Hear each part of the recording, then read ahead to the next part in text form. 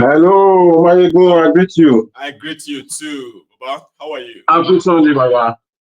Say that again. Oh, happy Sunday to you I too. said happy Sunday. Same to you, Baba. Same to you. Yeah, How you doing? yeah, Mayegun, well done. We thank God. Thank you. Yeah. Mayegun, the thing don't work, so Tell me about it. it's like say people Nigeria now, the hunger we did here now, people they cut yam, this 2 bags of yam. I saw that too. 500 naira for 4 pieces. Yeah, you know, say this water now, water will be say where person they even boil. You know, say that they put water for nylon now, they all for street. Don't say that like ice water or what? Yes, like that. Not be, you know, normally pure water, they have pure water, but now normal water for this normal water, even though now they put time for nylon, they all can For drink or for waiting? for drinking.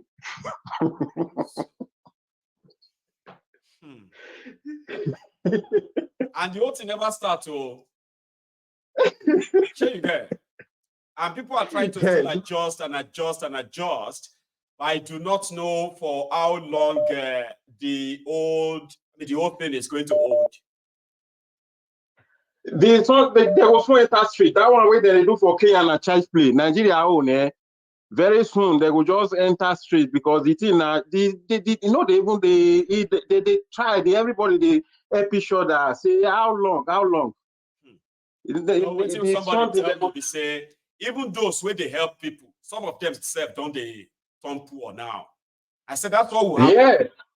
You know, that is what will happen. If more people are becoming poorer in their economy, you see those of you who are still well to do, you will be sparing some, like those of you who have something to spare. But it's going to get to a stage that you won't even have anything to spare. Then you too would have nothing anymore. It's already happening, man. It's happening already. It's happening now. Not only yam, plantain also the same thing. Plantain, like now, when you see plantain before it's boiled, if you want to boil it, that's when you see roasted plantain, where they will maybe sometimes cut it or something like that. But now in market, they are cutting plantain. That means this thing is just getting to a level that in my life. Yeah, now for water, normally before it's pure water, but now pure water is, I think it's about 2,000 naira now. They can't afford it now. This pure water in nylon, tie it small. They are selling it 500, 1,000 naira. Just water. And they are talking about cholera outbreak. Those one are just this cholera outbreak where they talk now. People will be say for news, people will get money, big men, and then they hear that one. The people where they think they really they attack gong, they don't know, they don't even know what to be cholera outbreak. They don't know. That's what Yoruba will call Orobuku, and with laughter. They see that sad news with laughter. When you have no idea, now when you get money, you go get diagnosis. I mean, you go hospital, they go diagnose you. Sometimes when you don't even know what they worry you. When you don't get money, you don't know all those things. They don't even know what be diagnosis or they may be malaria or those things. People where the thing they really the most vulnerable, where the thing they afford, where they now village, those people then they not be all those ones where they talk say for Lagos, say cholera, date here, gutter, this, that. Those ones are still first class level. The people that are really feeling the something, go where be something, the day somewhere where be they don't even see sometimes. Okay, rainy season now, they even they talk, they water, they even they get some water. For dry season, those people them now water will be safe for this not be even river self, this some kind of water we go dey some not be really river, I go just dey somewhere now. They don't manage the water, they get water. Something like yes. Now there, then you know, see this Idris video, this new music something. No one single, no. Now the real reality of Nigeria. Now you just talk. And yet people see their houses. So many of them, then the business centers right now. They pray, say, may God can't change their situation. This week, I want to see you, God. I want to see your hand in my life. God not they change anything. Christ embassy catch fire today. If Christ embassy now one of them will they catch fire. That one now, fire enter that one. Christ embassy enter fire. They there before yeah, this is now Holy Ghost fire called show itself on top of the building, but this is not real fire. I say, well, that's a real fire now. The next week Sunday now, this Canaan land. This is a Canaan land. We go there. Fire goes to enter there. Get one video where those kids they make. There's Holy Ghost fire. Come and burn them. Now so before them now, they go yes say they are so rock. Before people go enter street. Yeah. And the fire can literally doesn't mean like a real fire. Fire could consume everywhere. All these places where they have been encouraging the establishment to keep up, right? So there is fire. Yeah, there is fire on the mountain. Then there's fire in the land everywhere. Fire just there everywhere. Thank you so much, Baba. Let me take another one. Yeah. Have a good Sunday. You're welcome. Nice one. Yeah, Baba. Yeah. So, well, that's a sort of a literary expression there. It's not always going to be the physical fire, okay? There's fire everywhere anyway. But somehow they are doing their best to see that they could possibly tame it. But you can't cover fire. You have to extinguish it. But before you can extinguish the fire, you need to find the source of the fire first. What is going to ignite it? Something is going to ignite that fire, of course, but not like the physical one. I don't like that. Hello. Hi, Uncle Mario. It's Aduke. Aduke. How are you this morning or afternoon, rather? How are you? Oh, I'm always happy to hear from you. It's great to hear from you too. So, how's your weekend? Thanks. It's good. The sun is out. Did you enjoy the sun in Glasgow? We do have one night right now, but it doesn't mean that it's warm. It's oh, really? It's cold. Oh, no. It's really hot in London. Lucky you. Enjoy it while it lasts. We deserve it. It's been so cold this winter. We deserve the sun. The whole summer thing as well is becoming like a scandal, right? We're supposed to be more through, but no, we all know it doesn't just warm. Like keep warm. And that's why we need Nigeria to work so we can go back. So we can have because good one. Okay. Okay, so I've got 3 points. I'll be very quick. Hello to everybody in the chat group. So the cholera story, that's just propaganda. Because they said only 25 people have died. Every day in Lagos, 1,000 people die because of what's that? It's gone out of my mind. Malaria. Oh, malaria. 1,000 people die every day in Lagos because of malaria. 1,000 people die every day in Lagos because of malaria, and I believe it's 50% are children under the age of 10. So the cholera story is to confuse everybody, and it's also a way they can get more donations from the UN. Right. Okay? So when you see these statements, a lot of it is just propaganda to distract us from the reality of poverty. Number 2, this is more of an empowerment statement. If you live in Nigeria, you can grow your own food at a small scale. The economy is not going to get better. And the reason why I say that, like I said before, Uncle Mayagu, people are cashing out. So it's companies that own a lot of this farmland. It is companies that own the food industry. It's not the government. So these companies are happy that food prices are high. A lot of their products have been made a year ago and are sitting in storage. So the profits for them, they love it. So anyone that's in Nigeria at the moment, you have to have a plan. This is what I will say. You can grow food if you live in an apartment and you have a spare room. There are a couple of things that you can grow indoors, which will grow in 3 months. So sweet potatoes, onions, peppers. Now, if you have family who have a house, a lot of us have family houses, right? Which have some land at the back. Use that land. Use it. Because if you keep waiting for Nigeria, Nigeria will happen to you. So the earlier you can start to do something with what you have, the better. My grandma's house, she said that she never used to go to the supermarket. My grandma said that they used to all have, a little, a mini little farm Not a big farm, just like one, half an acre. And she said her and her neighbors used to just share food. So capitalism has affected Nigerian culture. It wasn't our culture to go to the supermarket. That's a capitalistic, narrative that they've brought into the city.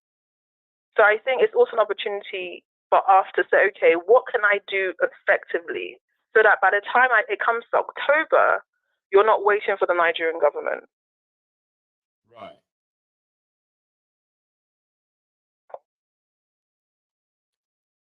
Aduke, you there? Yes. So those are my thoughts. I love that. But you know what I was actually looking at? I was kind of feeling like you're going to say, for the time being, a temporary solution will be everybody to have that culture of trying to grow something that can sustain a country. Aduke? It has before. It can't sustain us. But I'm saying this. Let me tell you what lasted us or sustained us that long, right? That Go ahead, small old farms, right? They were not the stores that sustained us.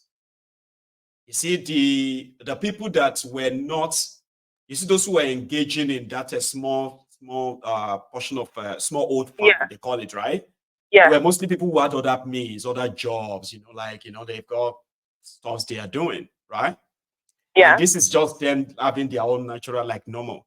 You see, there were those who have other bigger plots than that, who also kind of supply the village community markets. Exactly. From their own small farms too. Now, exactly. You see, this combination of all of these were actually what sustained us. You know what is missing, right? The people that used to have something to do, right? And they have the alternative of a small old farm in the back, the backyard, right? Yeah. So they just grow their choice stuff, but it's still their jobs. Now, the economy has ruined all of that for them, okay? To the point that some of them actually have nothing anymore. Now, they can't grow choice food for a longer time if the criminals who push them there are still running things, because that's not going to last them long. The other part will grow stuff from the, outside the houses and all that, or the backyard. I'm talking about other smaller farms in the community, right? Yeah. Most of them are no longer there. A lot of them are, though. I totally understand, Uncle Michael. I think everything you said is correct. I think my perspective is short-term goals and long-term goals. Something else should be done for the longer term, or else. But Nigeria's not going to save you longer term.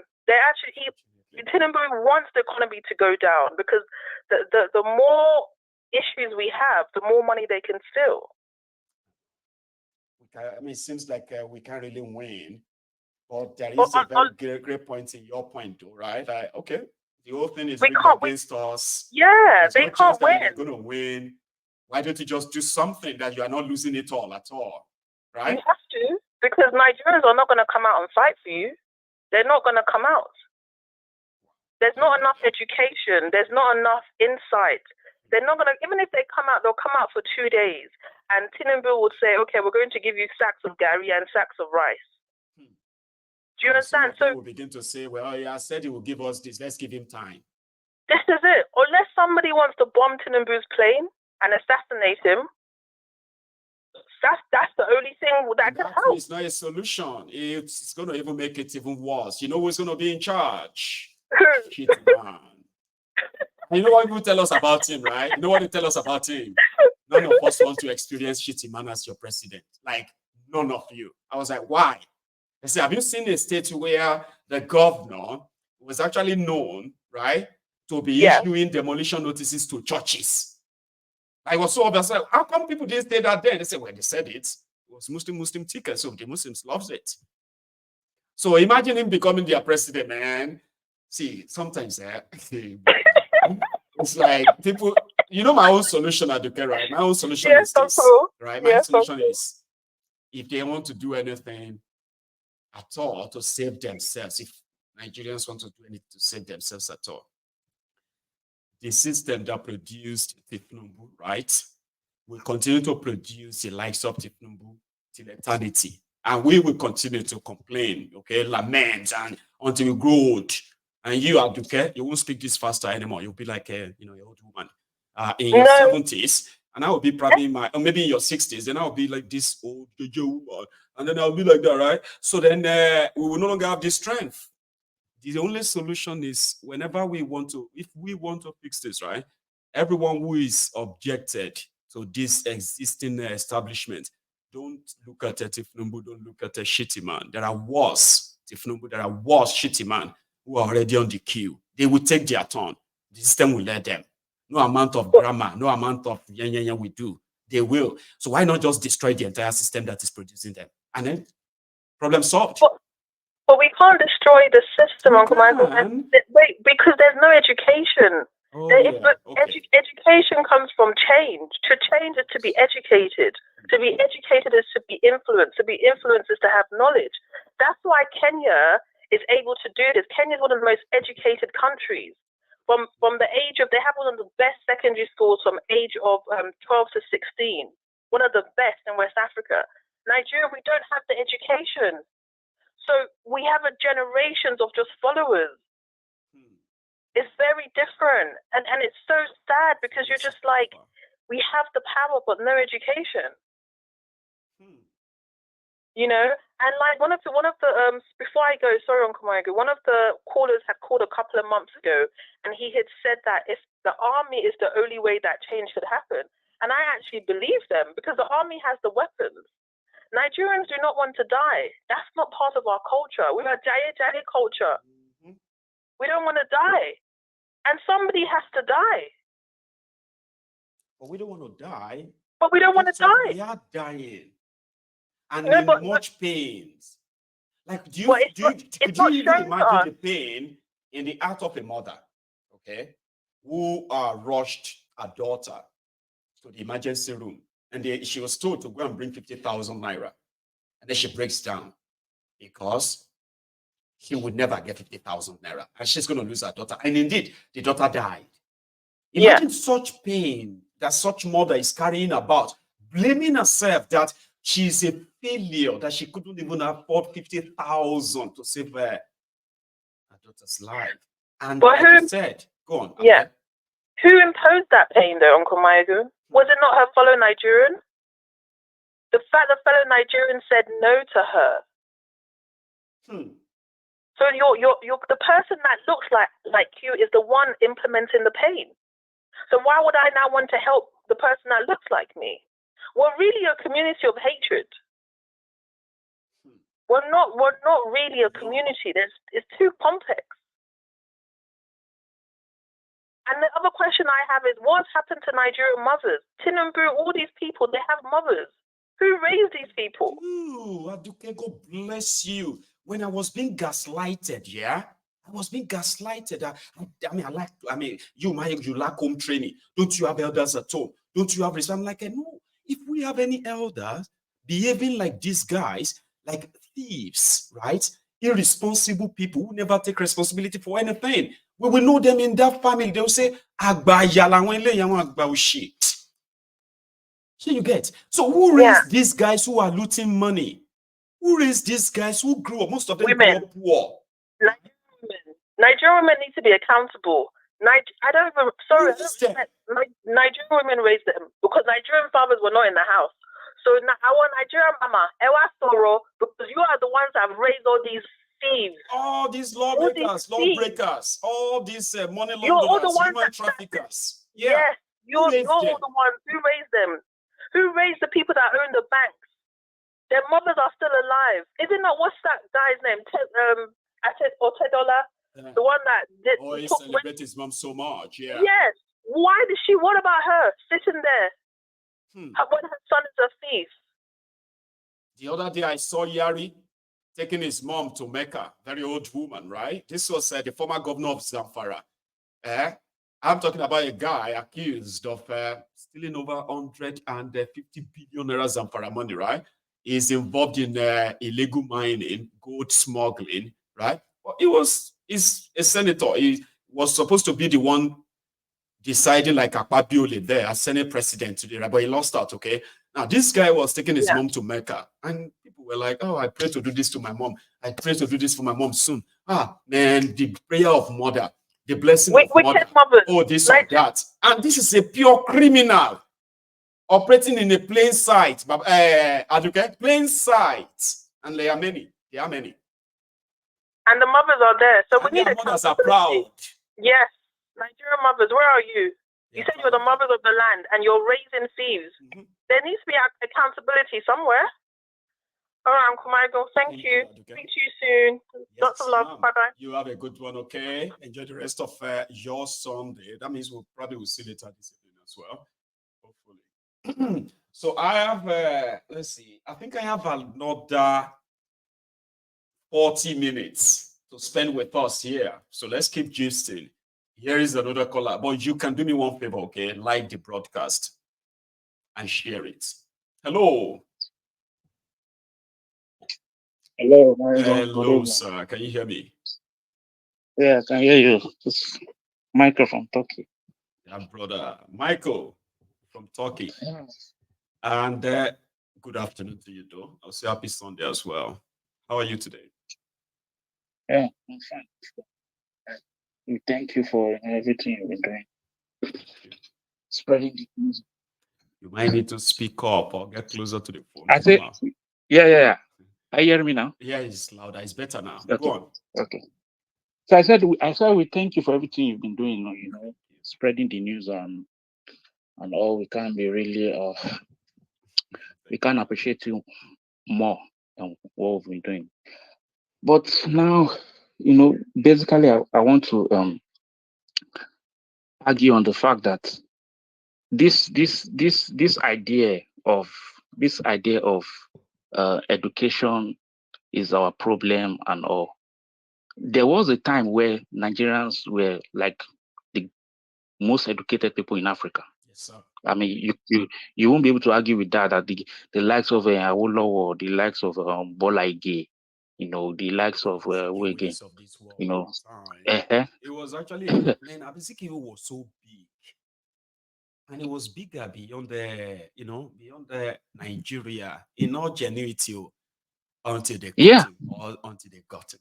Go on, please, Michael. So the point is that there was a time our educational system was fantastic right from the grassroots level, but that did not stop Nigerians from being oppressed or from succumbing to their oppressors. It didn't stop them from doing that. I know at the care of like, there's not much education, in the country, and that's why it's only a few people who know that want to come out, and then the rest that are uneducated. The ones that know are actually the major issue in Nigeria. You call them the sophisticated morons. Yes, some will call them the intellectuals. They dress so smart. Those ones, they have all these those are the and these titles. They actually know. They actually know, and with their knowledge, they can spread their knowledge so fast, even within a week, within a day, that a revolution can spring up in Nigeria. I don't see any excuse of education or no education. How did Biafra grow? I mean, how did Kano spread his message in the East?